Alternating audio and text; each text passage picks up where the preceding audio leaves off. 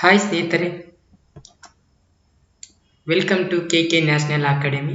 So ಇವತ್ತು ನಿಮ್ಮ ಮುಂದೆ ತರುವಂಥ ವಿಷಯ ಏನಪ್ಪ ಅಂತಂದರೆ 2022ರಲ್ಲಿ ನಡೆದಿರ್ತಕ್ಕಂಥ ಜಿ ಪಿ ಎಸ್ ಟಾರ್ನೇ ಏನು ಮಾಡ್ತಾನೆ ಅಂದರೆ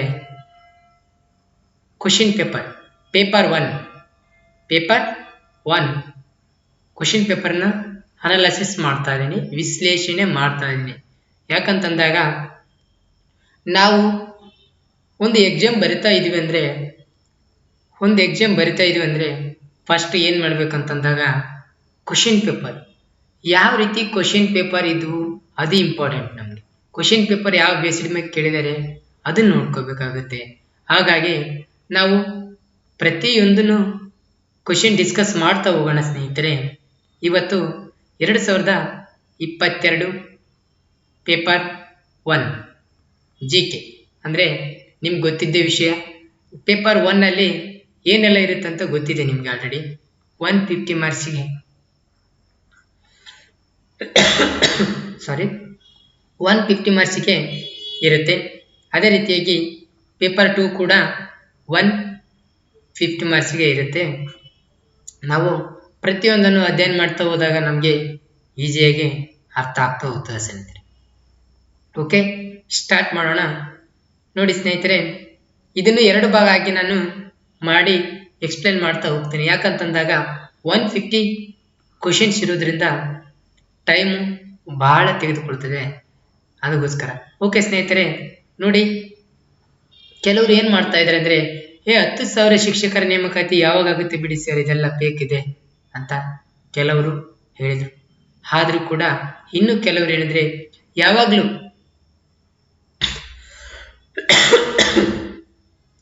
ಸುಪ್ರೀಂ ಕೋರ್ಟಲ್ಲಿ ಇನ್ನೂ ತನಿಖೆ ನಡೀತಾ ಇದರಿಂದ ಇನ್ನು ಯಾವುದೇ ರೀತಿಯ ಆರ್ಡರ್ ಬರದೇ ಇರೋದ್ರಿಂದ ನೇಮಕಾತಿ ಆಗಲ್ಲ ಅಂತ ಕೆಲವು ಜನ ಹೇಳಿದರು. ಸೊ ಫ್ರೆಂಡ್ಸ್, ಇಂದೆಲ್ಲ ನಾಳೆ ನೇಮಕಾತಿ ಆಗೇ ಆಗುತ್ತೆ. ಆದರೆ ಆಗಸ್ಟ್ ತಿಂಗಳೊಳಗೆ ಏನಾಗುತ್ತಂದಾಗ ಕೋರ್ಟು ಕೇಸ್ ಕ್ಲಿಯರ್ ಆಗುತ್ತೆ, ಡೋಂಟ್ ವರಿ. ಆದರೆ ಸೆಪ್ಟೆಂಬರ್ ತಿಂಗಳಲ್ಲಿ ಪಕ್ಕಾ ನೋಟಿಫಿಕೇಶನ್ ಆಗುತ್ತಾ? ನೀವು ನೋಟಿಫಿಕೇಶನ್ ಆಗಿಂದ ಓದ್ತೀವಿ ಅನ್ನೋರು ತಲೆಯಿಂದ ತೆಗೆದುಹಾಕಿ. ಯಾಕಂತಂದಾಗ ನೋಟಿಫಿಕೇಶನ್ ಆದಮೇಲೆ ಓದೋದು ತುಂಬ ಕಷ್ಟ. ಯಾಕಂತಂದಾಗ ನೋಟಿಫಿಕೇಶನ್ ಆಗಿಂದ ಸಿಲೆಬಸ್ ನೋಡ್ಕೊಂತ ಕೂಡೋದೇ ನಿಮಗೆ 1 ಮಂತ್ ಆಗುತ್ತೆ, ನೆನಪಿರಲಿ. ಅದರಲ್ಲಿ ಡಿಸ್ಕ್ರಿಪ್ಟಿವ್ ಇದೆ. ಡಿಸ್ಕ್ರಿಪ್ಟಿವ್ ಏನಾಗುತ್ತೆ ಅಂತಂದಾಗ ಪ್ರಾಕ್ಟೀಸ್ ಮಾಡಬೇಕು, ವೆರಿ ಇಂಪಾರ್ಟೆಂಟು. ಪ್ರಾಕ್ಟೀಸ್ ಮಾಡಲೇಬೇಕು. ಏನಪ್ಪ MCQ ಇದೆ, ಓದಿದ್ದು ಸ್ವಲ್ಪ ಎಲ್ಲೋ ನೆನಪು ಬರುತ್ತೆ ಅನ್ನೋದಕ್ಕಿಂತ ಇಲ್ಲಿ ಥಿಯರಿ ಇರೋದರಿಂದ ಪ್ರಾಕ್ಟೀಸ್ ಮಾಡಲೇಬೇಕಾಗುತ್ತೆ. ಅದು ಮನಸ್ಸಿನಲ್ಲಿ ಇರಲಿ, ಮೈಂಡಲ್ಲಿ ಇರಲಿ. ಓಕೆ ಸ್ನೇಹಿತರೆ, ಸ್ಟಾರ್ಟ್ ಮಾಡೋಣ. ಸೊ ಯಾರೆಲ್ಲ ನಮ್ಮ ಚಾನಲನ್ನು ಹೊಸದಾಗಿ ನೋಡ್ತಾ ಇದ್ದೀರಲ್ಲ, ಅವರು ಸಬ್ಸ್ಕ್ರೈಬ್ ಮಾಡಿ ಮತ್ತು ಇಷ್ಟ ಆದರೆ ಲೈಕ್ ಮಾಡಿ ಮತ್ತು ನಿಮ್ಮ ಸ್ನೇಹಿತರಿಗೂ ಕೂಡ ಶೇರ್ ಮಾಡಿ. ಓಕೆ, ಇನ್ನೊಂದು ಸ್ನೇಹಿತರೆ, ನಾವು ಜುಲೈ 25ರ ನಂತರ ನಮ್ಮ ಕೆ ನ್ಯಾಷನಲ್ ಅಕಾಡೆಮಿ ವತಿಯಿಂದ ಏನಾಗ್ತಾ ಇದೆ ಅಂದರೆ ನಿಮಗೆ GPSTR ಪೇಪರ್ 1 ಮತ್ತು ಪೇಪರ್ 2 ಪೇಪರ್ 3 ಇಷ್ಟನ್ನು ಕೂಡ ಕೋರ್ಸ್ ಸ್ಟಾರ್ಟ್ ಮಾಡ್ತಾ ಇದ್ದೀವಿ. ಆನ್ಲೈನ್ ತರಬೇತಿ ಸ್ಟಾರ್ಟ್ ಮಾಡ್ತಾ ಇದ್ದೀವಿ ಸ್ನೇಹಿತರೆ. ಕೇವಲ 1000 ರೂಪೀಸ್, ಕೇವಲ 1000 ರೂಪೀಸಲ್ಲಿ ಸ್ಟಾರ್ಟ್ ಮಾಡ್ತಾ ಇದ್ದೀವಿ. ಆದರೆ ನಾವು ಸೀಮಿತವಾದ ಅಭ್ಯರ್ಥಿಗಳಿಗೆ ಮಾತ್ರ, 100 ಅಭ್ಯರ್ಥಿಗಳಿಗೆ ಮಾತ್ರ ಸ್ಟಾರ್ಟ್ ಮಾಡ್ತಾ ಇರೋದು. ಹಾಗಾಗಿ ಯಾರಿಗೆ ಅವಶ್ಯಕತೆ ಇದೆಯೋ ಅವರು ಮಾತ್ರ ಕಾಲ್ ಮಾಡಿ.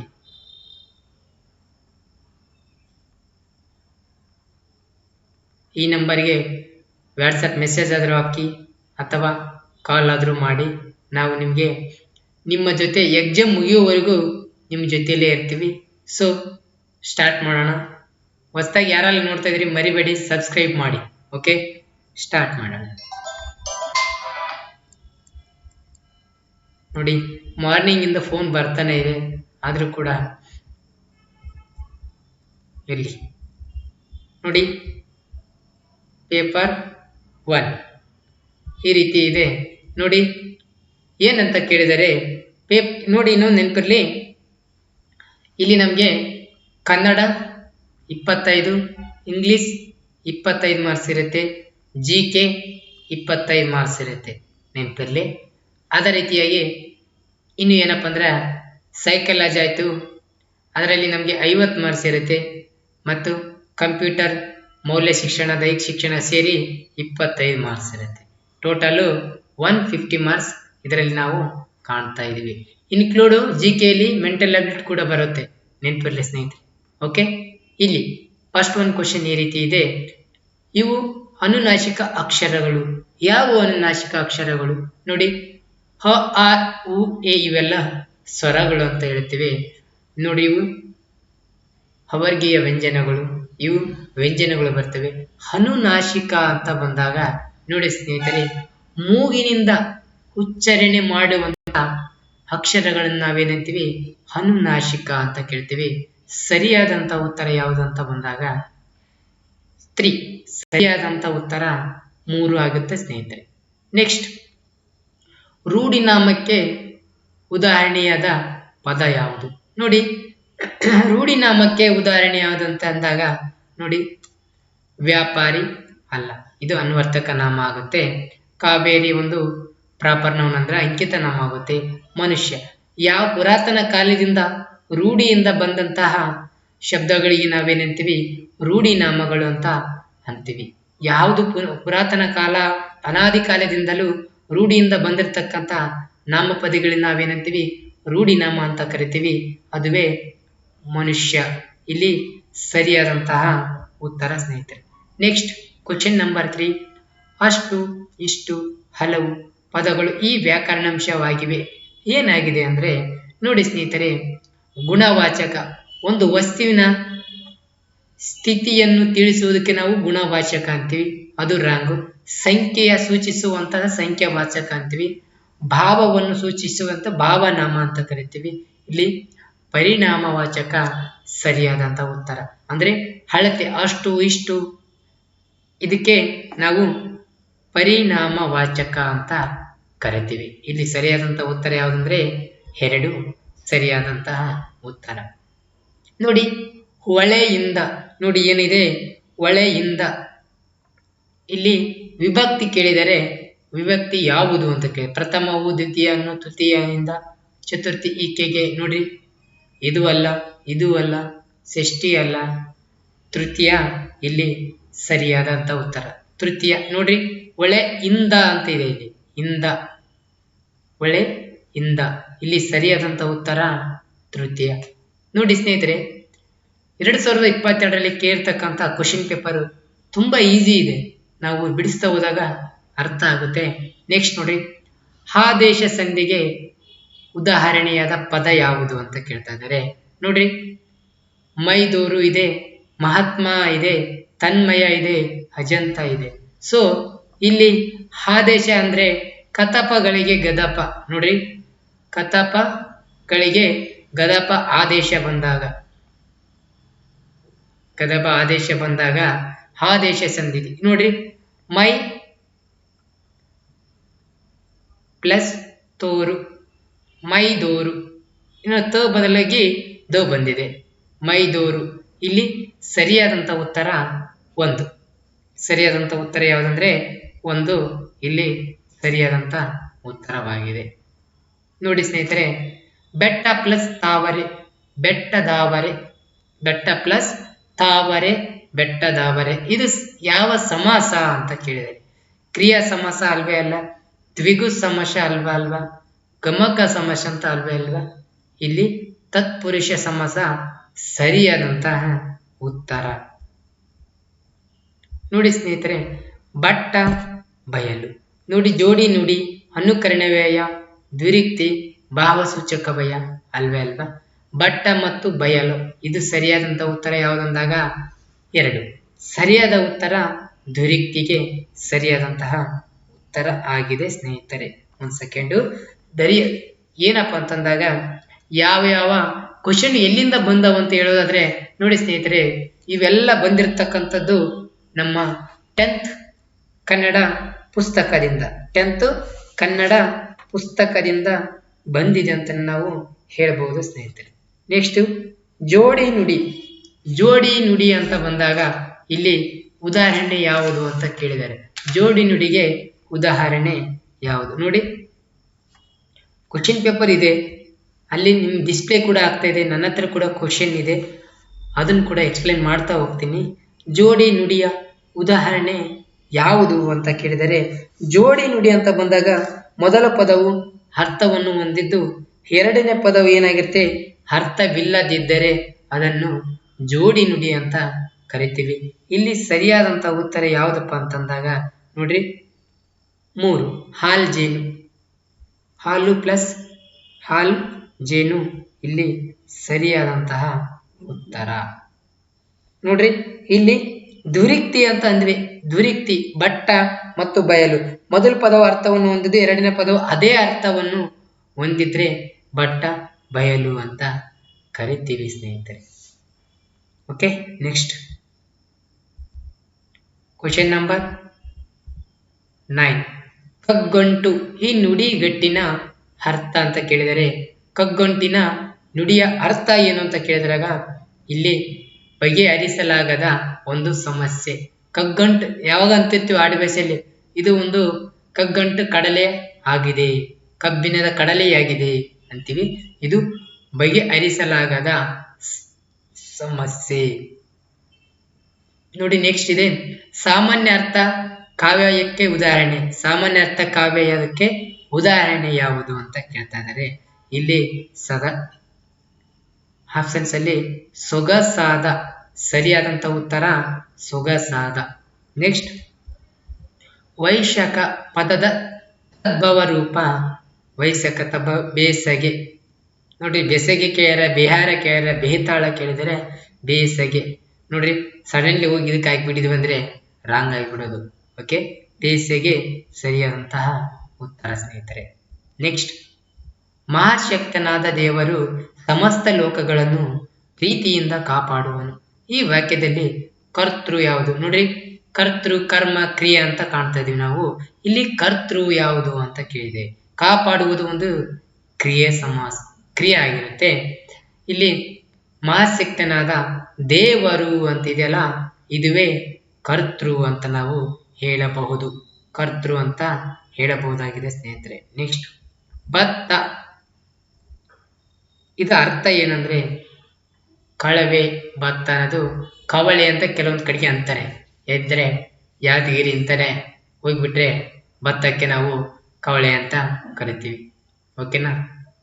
ಜ್ಞಾನಿ ಇದರ ವಿರೋಧಾರ್ಥಕ ರೂಪ ಅಜ್ಞಾನಿ. ಜ್ಞಾನಿ ಅಜ್ಞಾನಿ. ಮರಣ ಒಂದು ಪರಿಶುದ್ಧತೆ ಪಾತಿ. ಈ ಅರ್ಥ ಹೊಂದಿರುವ ಪದ ಒಂದಿದೆ, ಅದು ಯಾವುದಂದ್ರೆ ಮರಣ ಒಂದು ಪರಿಶುದ್ಧತೆ ಅಂತಂದ್ರೆ ಮಡಿ. ಮಡಿ ಮೈಲಿಗೆ ಅಂತ ಕರಿತೀವಿ. ಮಡಿ ಅಂದ್ರೆ ಸಾಯು, ಮಡಿ ಅಂದ್ರೆ ಮೈಲಿಗೆ ಪರಿಶುದ್ಧ ಮಾಡುವುದು ಅಂತ ಅರ್ಥ. ಓಕೆನಾ. ವಿವೇಕ ಶಾಲೆಗೆ ಹೋಗುತ್ತಾನೆ.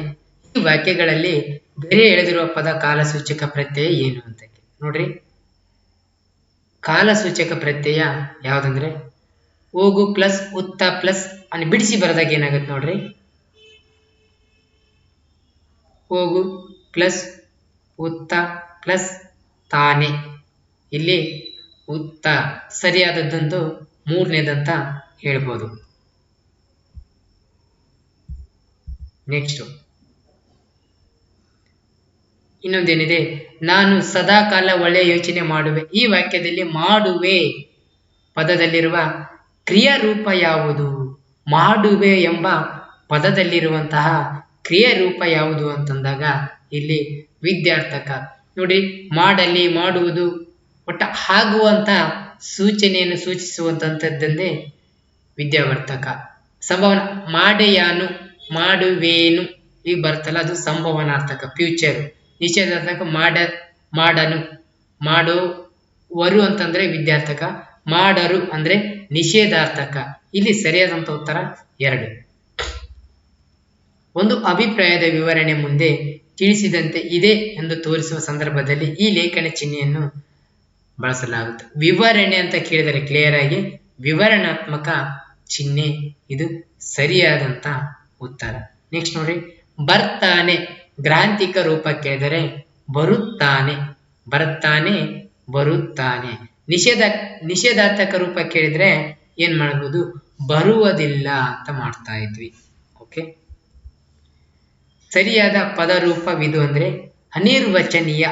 ಸರಿಯಾದಂತ ಉತ್ತರ ಎ, ಒಂದನೇದು ಅನಿರ್ವಚನೀಯ ಸರಿಯಾದಂತಹ ಉತ್ತರ.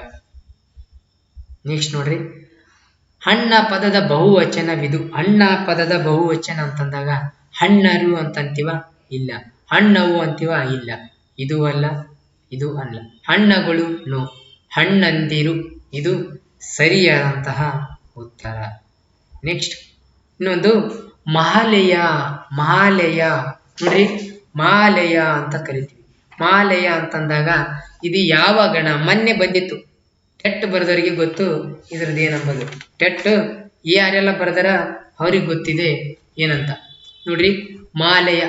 ಮಾಲಯ ನೋಡಿ, ಯಮತ ರಾಜ ಬಾನಸಲಗಂ ಬರೀರಿ, ಇಲ್ಲಿ ಗೊತ್ತಾಗುತ್ತೆ ನೋಡ್ರಿ.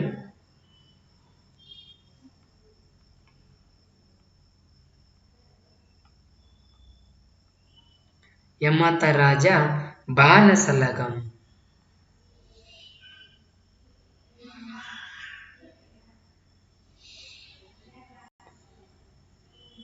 ಯಮತ ರಾಜ ಬಾಲ ಸಲಗಂ ಸೂತ್ರ ನೋಡಿದಾಗ ನೋಡ್ರಿ, ಇಲ್ಲಿ ಯಮತ ಇವು 3 ಅಕ್ಷರ. ಯಮತ ಅಂತ ಬಂದಾಗ ಇಲ್ಲಿ ಯ ಮಾತ, ಇಲ್ಲಿ ಏನಾಗುತ್ತೆ, ಯಮತ ಅಂತಂದಾಗ ಇಲ್ಲಿ ಯಗಣ. ಲಘು 1 ಗುರು 3 ಬಂದ್ರೆ ಅದೇನಂತೆ, ಯಗಣ ಬರುತ್ತೆ. ಮಹಾತರ. ಮಹಾತರ ಅಂತ ಬಂದಾಗ ನೋಡ್ರಿ, ಇದು 3 ಇದು ಬರ್ತವೆ, ಗುರು ಬರ್ತೇವೆ.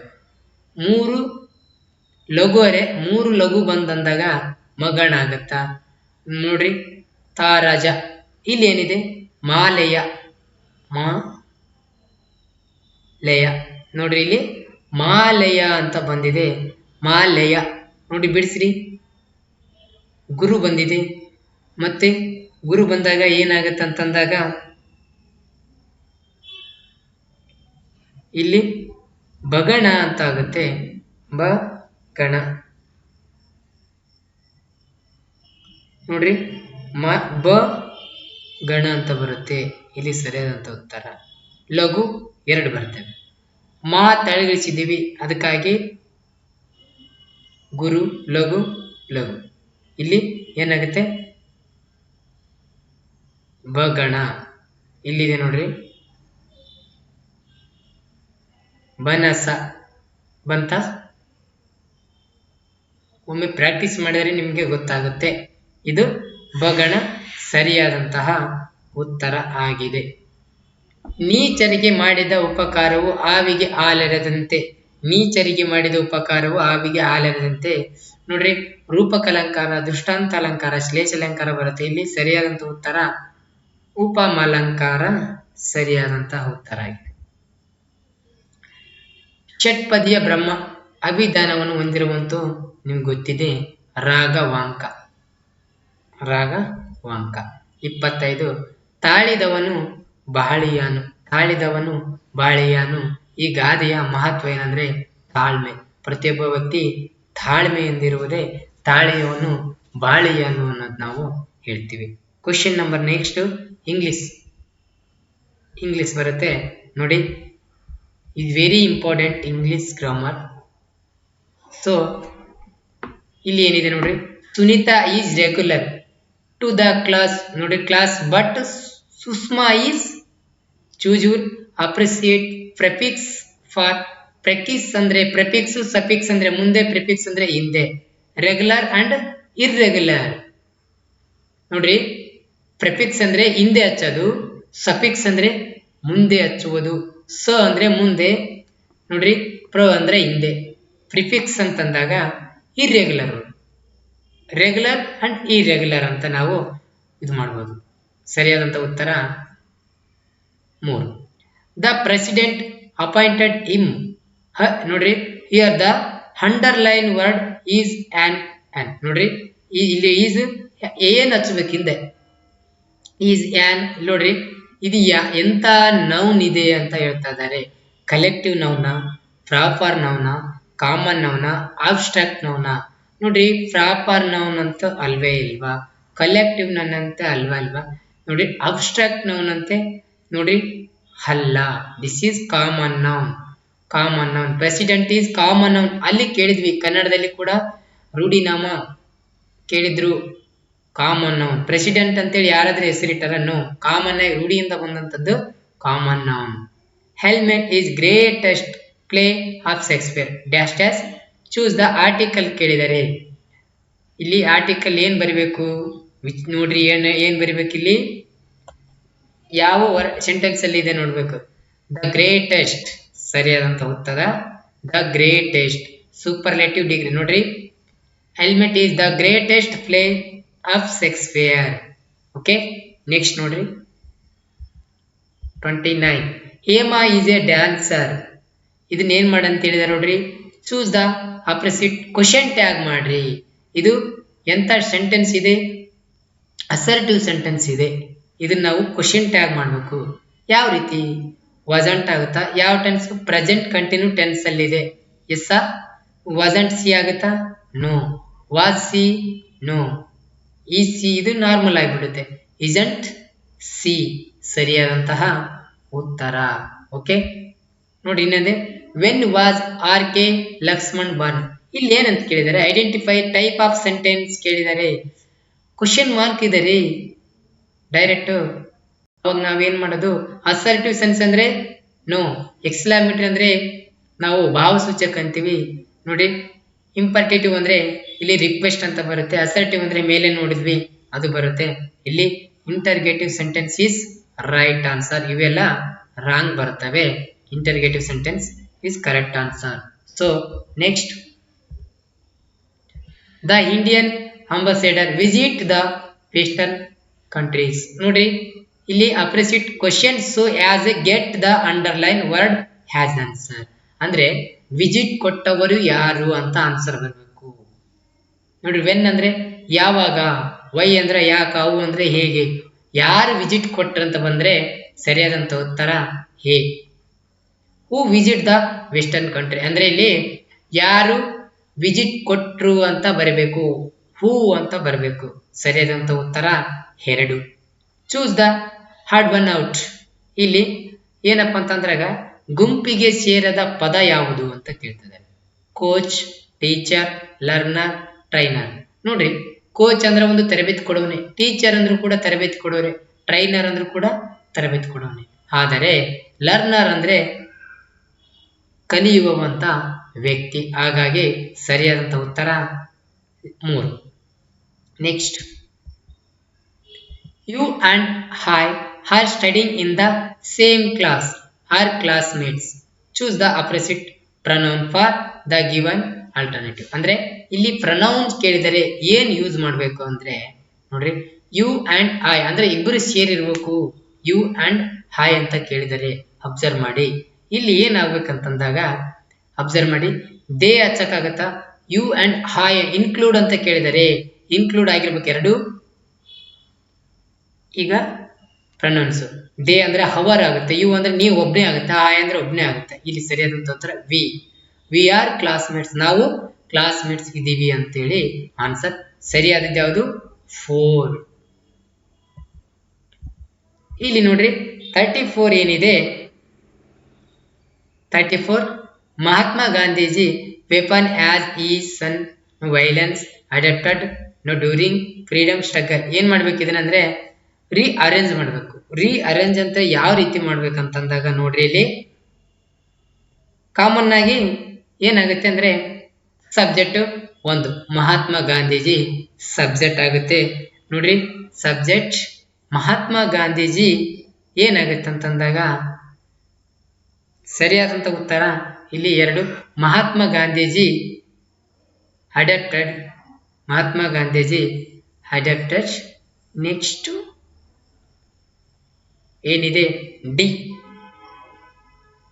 ನಾನ್ ವೈಲೆಂಟ್ ಏನಾಗುತ್ತೆ ಅಂದಾಗ ನಾನ್ ವೈಲೆಂಟ್ ಹ್ಯಾಸ್ ಈಸ್ ಏನಾಗುತ್ತೆ ಫಾನ್ ಡ್ಯೂರಿಂಗ್ ಫ್ರೀಡಮ್ ಸ್ಟ್ರಗಲ್.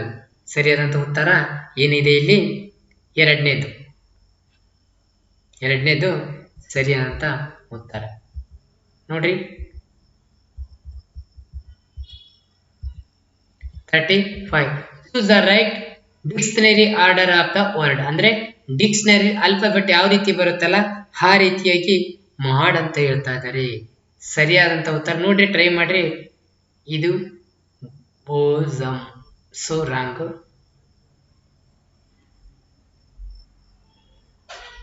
ಇಲ್ಲಿ ಸರಿಯಾದಂತ ಉತ್ತರ 3. ಸರಿಯಾದಂತ ಉತ್ತರ 3. She is beautiful. ನೋಡ್ರಿ, she is beautiful. 4 -4 choose the most appreciate word to complete the sentence. ಏನಂದ್ರೆ ಸಿ ಈಸ್ ಬ್ಯೂಟಿಫುಲ್ ಅಂದ್ರೆ ಅವಳು ಬ್ಯೂಟಿಫುಲ್ ಇದ್ದಾಳೆ, ಬಟ್ ಇಲ್ಲಿ ಏನ್ ಬರಬೇಕು ಆದರೆ ಅಂತ ಬಂದ್ರೆ ಅವಳು ಬಟ್ ಪೂರ್, ಆದ್ರೆ ಅವಳು ಏನಿದ್ದಾಳೆ ಬಡವಳಾಗಿದ್ದಾಳೆ. ಓಕೆ. ಸುಮಾ ನೋಡ್ರಿ, next question. Suma dash temple every Tuesday. This is simple present. Every Tuesday, sorry Thursday, every Thursday. Suma ಯಾವಾಗಲೂ ಟೆಂಪಲ್ಗೆ ಎವ್ರಿ ಥರ್ಸ್ಡೇ ದಿನ ಹೋಗ್ತಾಳೆ. ವಿಸಿಟೆಡ್ ಬರುತ್ತಾ, ಹೋಗಿದ್ದಳು. ನೋ ವಿಸಿಟಿಂಗ್, ಹೋಗ್ತಾ ಇದ್ದಾಳೆ. No visits. ಸರಿಯಾದಂತ ಉತ್ತರ. ಇದು ಯಾವ್ದಪ್ಪ ಅಂದ್ರೆ ವರ್ಬ್ ಅಂಡ್ ಅಗ್ರಿಮೆಂಟ್ ಅಂತ ಬರ್ತವೆ, ನಿಮಗೆ ಹೇಳ್ತಾ ಹೋಗ್ತೀನಿ. Next verb and agreement. Visits, visit ಅಂತ ಮಾಡಿದ್ರೆ ರಾಂಗ್ ಆಗ್ತಿತ್ತು. ಯಾಕಂತಂದಾಗ ಸುಮಾ ಈಸ್ ಸಿಂಗುಲರ್ ಇರೋದ್ರಿಂದ ಇಲ್ಲಿ ವರ್ಬ್ ಕೂಡ ಏನಾಗಬೇಕು ಸಿಂಗುಲರ್ಸ್ ಬರಬೇಕು, ಎಸ್ ಮತ್ತೆ ಹಾಕ್ಬೇಕು. ವಿಸಿಟ್ಸ್ ಅಂತ ಯೂಸ್ ಮಾಡ್ಬೇಕು. ಅದು ಹೆಂಗೆ ಅಂತೇಳಿ ನಾನು ಮುಂದಿನ ವಿಡಿಯೋದಲ್ಲಿ ತೋರಿಸ್ತಾ ಕೊಡ್ತೀನಿ. ಸೊ ಸ್ನೇಹಿತರೆ, ಮತ್ತೊಮ್ಮೆ ಹೇಳ್ತಾ ಇದ್ದೀನಿ, ಯಾರೆಲ್ಲ ನಮ್ಮ ಚಾನೆಲ್ ಅನ್ನು ಹೊಸದಾಗಿ ವೀಕ್ಷಣೆ ಮಾಡ್ತಾ ಇದ್ರಿ ಸಬ್ಸ್ಕ್ರೈಬ್ ಮಾಡಿ, ಅದೇ ರೀತಿಯಾಗಿ ನಿಮ್ಮ ಸ್ನೇಹಿತರಿಗೂ ಶೇರ್ ಮಾಡಿ ಮತ್ತು ಇಷ್ಟ ಆದರೆ ಲೈಕ್ ಮಾಡಿ. ಸೊ ನೆಕ್ಸ್ಟ್, ಈ ವಾಕ್ಡ್ ಡ್ಯಾಶಸ್ ದ ಥಿಯೇಟರ್. ಥಿಯೇಟ್ರಿಗೆ ವಾಕ್ಡ್ ಹೋದ, ಹೆಂಗೆ ಇಂಟು. ಹಾನ್ ಅಂದ್ರೆ ಮೇಲೆ, ಇನ್ ಅಂದ್ರೆ ಹಾಗೆ, ಇಂಟು ಅಂದ್ರೆ ಹೋಗ್ತಾ ಇದ್ದೀನಿ ಅಂತ ಅರ್ಥ. ಅಂದ್ರೆ ಒಂದು ವಸ್ತುವಿನಲ್ಲಿ, ಜೀವಂತವಾದ ವಸ್ತುವಿನಲ್ಲಿ ಒಂದು ಆಕ್ಟಿವ್ ಇದೆ ಅಂದ್ರೆ ಒಂದು ಕ್ರಿಯೆ ನಡ್ತಾ ಇದೆ ಅಂದ್ರೆ ಅದು ಇಂಟು ಅಂತ ಬರಬೇಕು. ಇನ್ ಅಂದ್ರೆ ಒಳಗೆ ಬರುತ್ತೆ, ಇಂಟು ಅಂದ್ರೆ ಒಳಗಡೆ ಹೋಗ್ತಾ ಇದೆ ಅಂತ ಬರುತ್ತೆ. ಓವರ್ ಅಂದ್ರೆ ಹಾನ್ ಮೇಲೆ, ಓವರ್ ಅತಿ ಮೇಲೆ. ಸರಿಯಾದಂತ ಉತ್ತರ ಪರ್ಟಿಕ್ಯುಲರ್ ಆಗಿ ಇಂಟು. ಇದು ಇನ್ ಅಂತ ಹಾಕ್ಬಿಡ್ತೀವಿ, ಇದು ರಾಂಗು. ಓಕೆ, ಅದು ಹೆಂಗೆ ಅಂತ ಹೇಳ್ತಾನೆ next. It is very cold outside, sit by the fire and dash dash. ನೋಡಿ, ವಾರ್ಮ್ ಔಟ್ ಅಂದ್ರೆ ಅದು ಫೈರ್ ಮುಂದೆ ಕುಂತಿದೆ, ಅದು ವಾರ್ಮ್ ಅಂದ್ರೆ ಹೀಟು. ಇಲ್ಲಿ ಏನ್ ಮಾಡ್ಬೇಕಂದ್ರೆ ವಾರ್ಮ್ ಅಪ್ ಬರುತ್ತೆ, ವಾರ್ಮ್ ಔಟ್ ಬರುತ್ತೆ, ಅಥವಾ ವಾರ್ಮ್ ಫಾರ್ಮ್ ಬರುತ್ತೆ, ವಾರ್ಮ್ ಇನ್. ಸರಿಯಾದಂತಹ ಉತ್ತರ. Next, identify the word with the correct spelling. ನೋಡ್ರಿ, ಮೈಸ್ಟ್ರಿ, ಮಿಸ್ಟ್ರಿ, ಮೈಸ್ಟರಿ. ಇದು ಸರಿಯಾದಂತ ಉತ್ತರ 1. ಸರಿಯಾದಂತ ಉತ್ತರ 1. ನೋಡ್ರಿ, ಈ ಜಾಬ್, ನೋಡ್ರಿ is job and had provide.